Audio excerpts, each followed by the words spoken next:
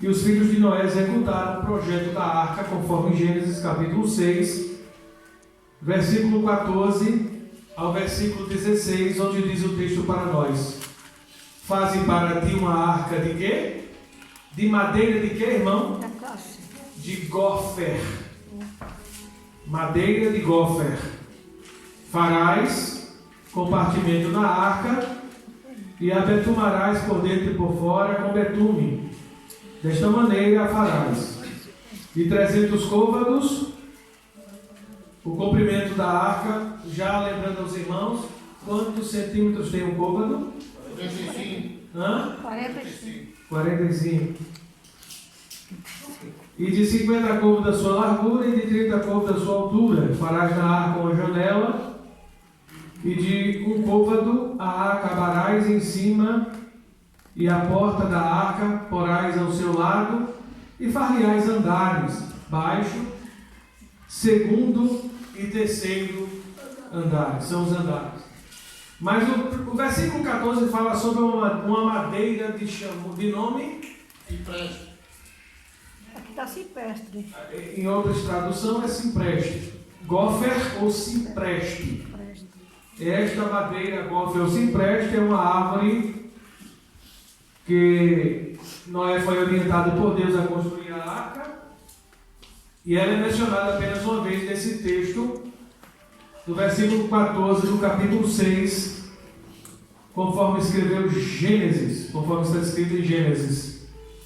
A Septuaginta, para alguns talvez eu tenha falado em inglês, a Septuaginta traduz essa palavra por vigas quadradas. E a Vulgata, falei mais uma vez em inglês para alguns, por madeira aplanada, ou vigas quadradas, Septuaginta, ou Vulgata, madeira aplanada. Outras versões trazem pinho, cedro, mas o peso da autoridade é a favor da compreensão, que é o cipreste, ou cipreste, que cresce abundantemente na Caldeia e na Armênia. Aí vamos a algumas palavras que falei, que talvez para alguns sejam novidade. Quem aqui já ouviu falar em Septuaginta? Quem já ouviu falar em Vulgata? Pronto. Septuaginta é uma das primeiras traduções do Antigo Testamento, e de acordo com fontes históricas, os 3 séculos antes da vinda de Jesus, os livros do Antigo Testamento foram traduzidos do hebraico para o Grego. Foram traduzidos do hebraico para o grego.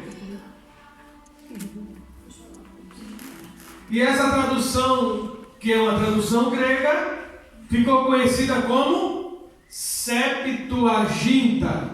Então, a Septuaginta é a tradução do hebraico para o grego.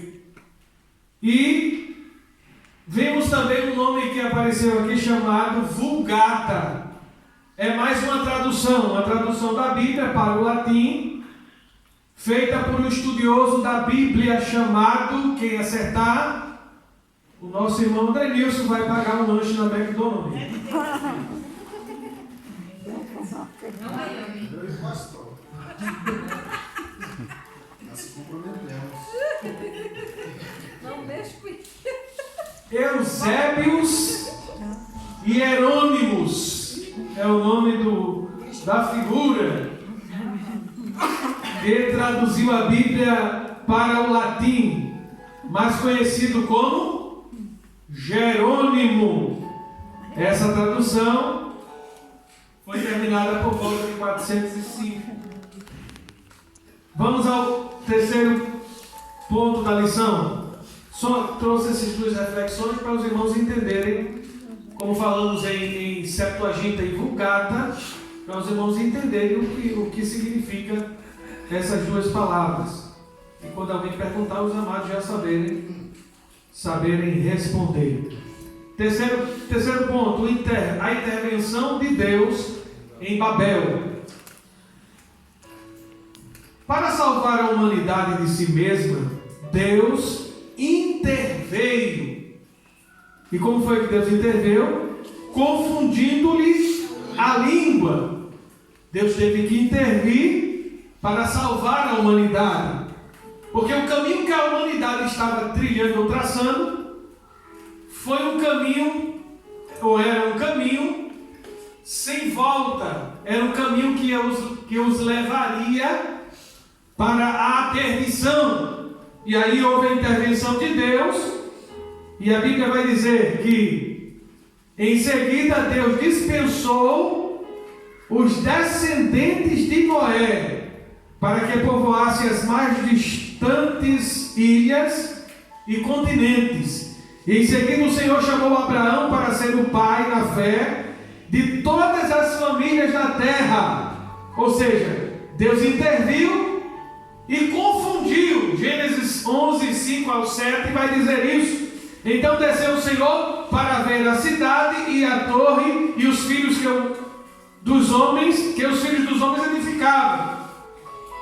E o Senhor disse: eis que o povo é e todos têm uma mesma, e isto é o que começam a fazer. E agora não haverá restrição para tudo o que eles intentarem fazer. Ou seja, se houvesse a continuidade, não haveria barreira, princípio, não haveria controle. Você sabe por que Paulo escreveu a carta, algumas de suas cartas, e é mais precisa a carta aos Coríntios? Porque Coríntios era uma igreja que possuía todos os dons.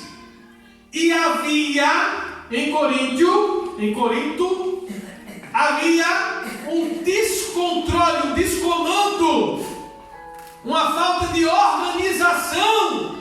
É por isso que certa feita Paulo disse: o espírito do profeta, ele é o quê?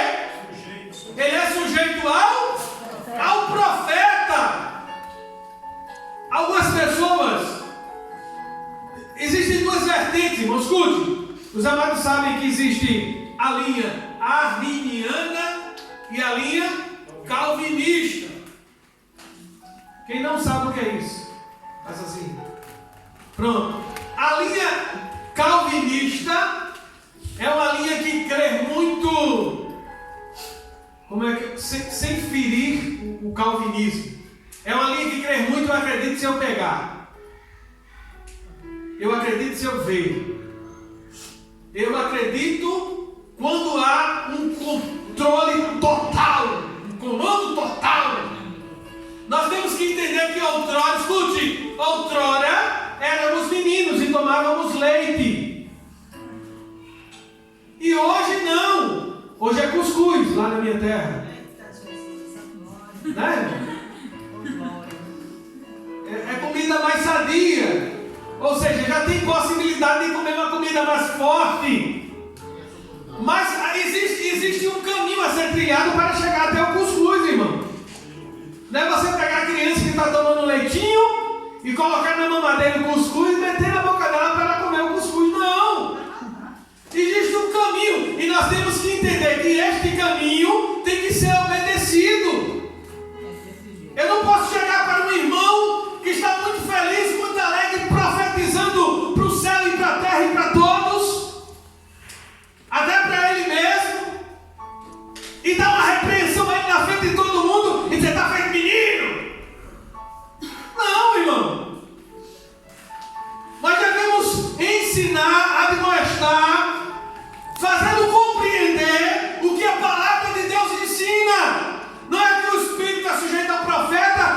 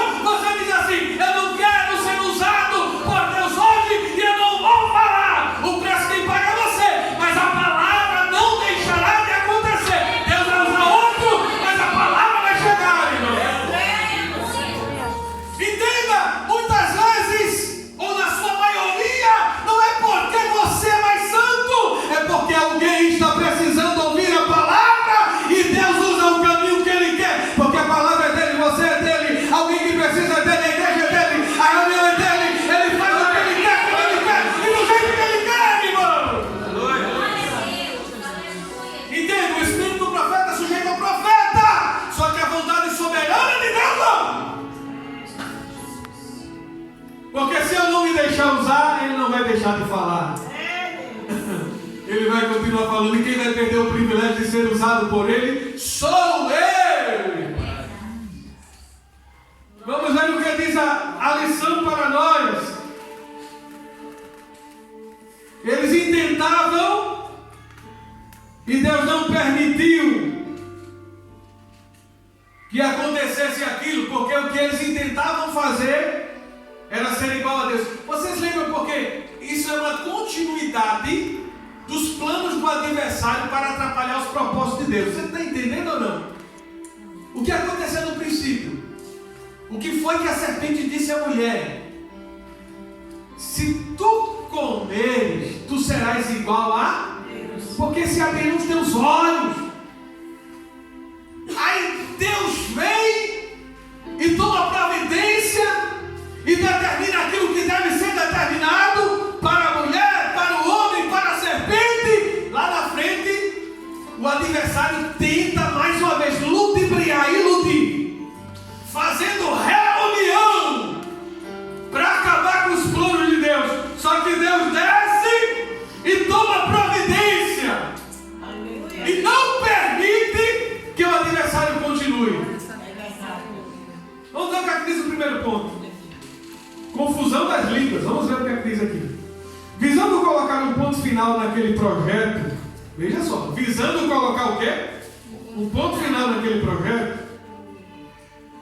O Senhor Deus desce à terra e ali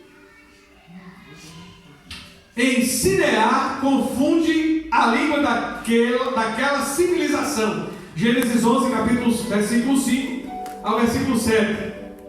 Quando o Senhor Deus desce e confunde. Desentendendo-se os filhos de Noé, reagruparam-se de acordo com sua nova realidade linguística e espalharam-se por toda a terra. A rebelião daqueles homens fora realmente grande, mas como Deus havia prometido não mais destruir a humanidade, Gênesis 9, 11, olha o que é que diz: e eu convosco estabelecerei a minha e não será mais destruída toda a pelas águas do dilúvio, e que não haverá mais para destruir a. Qual foi o sinal que Deus deixou? Interessante, né, irmão? O diabo é tão. Eu acredito que alguém aqui já parou para pensar nisso.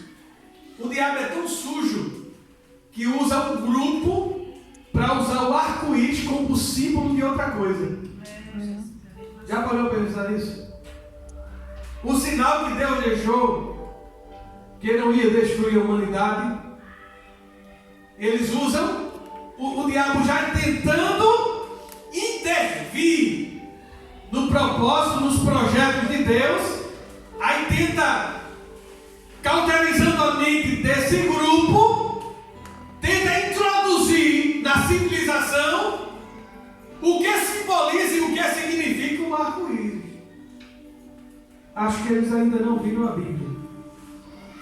Continuando, decide espalhá-la para que os homens separados uns dos outros tivessem mais oportunidade de sobreviver numa terra contaminada pela apostasia. E nós já falamos aqui para os irmãos o que é apostasia, não foi isso, irmão? Uma terra contaminada pela apostasia. Alguém lembra o que é apostasia? Afastar-se ou distanciar-se de Deus, dos seus princípios, da Bíblia Sagrada. Esta semana, infelizmente, recebi uma notícia e veja como as coisas, como o diabo é terrível. Uma irmã que foi dirigente de ciclo de oração, e nós temos um jovenzinho lá na nossa igreja no Brasil, e só ele na casa dele é evangélico. A mãe, o pai, a família são membros de um terreiro de Umbanda. E a mãe chegou em casa dizendo ao filho: Você sabe quem está lá? Fazendo parte agora? Quem? Aquela irmã fulana de tal. A apostasia. E não só nesse sentido que eu estou a falar. Muitos praticam a apostasia, apostatam da fé, em simples situação, em simples coisas. Achei interessante que a Natasha um dia desse estava quase sem trabalho. E ela foi fazer uma entrevista. De repente alguém está precisando lá agora porque precisa. E se precisa, quando ela chegasse lá, ia entrar e já ia começar a trabalhar. Só que a Natasha, quando foi com a Bíblia. Mas ela não apostou toda a fé, não. Amém, Jesus. Glória a Deus.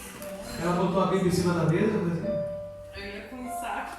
Eu vim pra igreja e me ligaram que pra ir já. Eu fui no centro comercial e, como a bolsa estava muito cheia, eu coloquei a Bíblia na mesa. Botou a Bíblia na mesa. Quando o homem viu a Bíblia, Falou que já tinha preenchido a vaga. a vaga já está preenchida. Primeiro ele deu. Deu uns passos para trás, meu irmão. Mas ela não negou a sua fé. Amém, aleluia. Não renegou o seu Deus. E hoje, por mínimas situações, por mínimas coisas, muitas pessoas estão voltando atrás, negando a sua fé, negando a sua origem e negando o seu Deus. E a apostasia acontecia e acontece nos dias atuais em que estamos vivendo. Continuando, segundo subponto, para a gente terminar essa lição.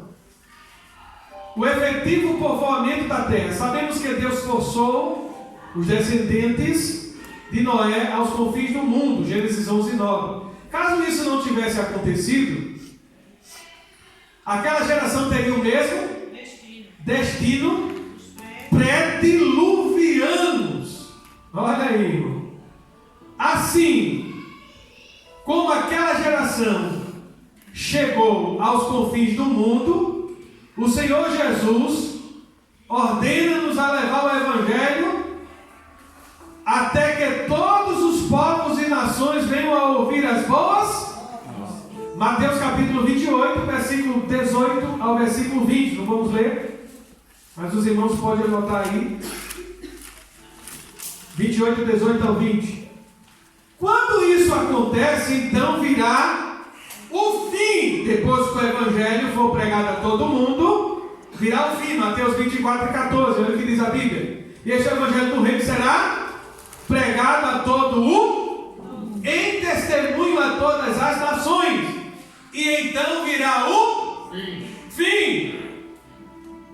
Aí eu pergunto, quem aqui gostaria que Jesus voltasse agora para ir para o céu? Quem aqui gostaria? O que é que estamos fazendo para que isso aconteça? Quando o Evangelho for pregado a todo o mundo. O centro comercial lá onde Érica está por lá já está conhecendo Jesus tudinho. Glória a Deus.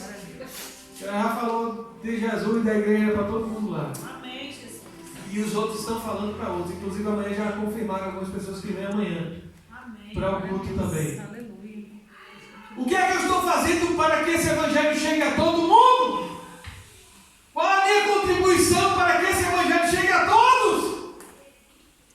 Será que eu estou corroborando, contribuindo? Ou eu estou prejudicando o Evangelho? Da mesma forma que alguns de nós, escute, ou alguns lá fora, fazem com que o Evangelho chegue, outros fazem com que o Evangelho deixe de chegar. Ou pior, alguns fazem com que o Evangelho perca a credibilidade. Diga comigo, misericórdia. Misericórdia. Já parou para pensar nisso? Que alguns que fazem o Evangelho perder a credibilidade? É aquela velha história que eu já falei aqui aos irmãos, tem nada não, quer que tem só um pouquinho? Ninguém está vendo. Hã? Ninguém tá vendo. E ninguém está vendo. Escute, tem nada não? Quer que tem? Só um pouquinho. Ninguém está vendo. Não me responda, mas quem não já escutou isso no seu ouvido? Eu não tá vendo. Quem não já escutou isso no seu ouvido? Tem nada não.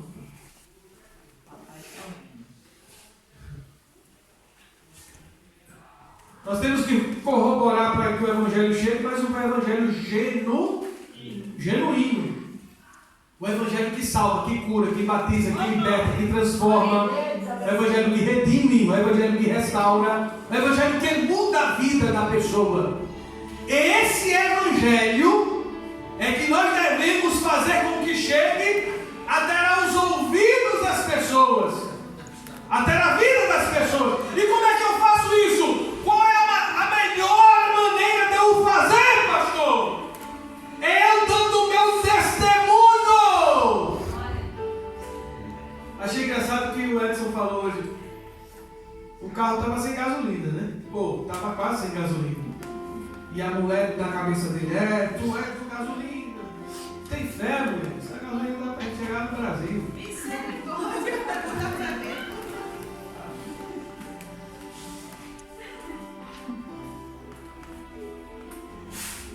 O problema é que muitas vezes a gente não crê nas coisas que... Agora não abuse muito não, para não acontecer com você.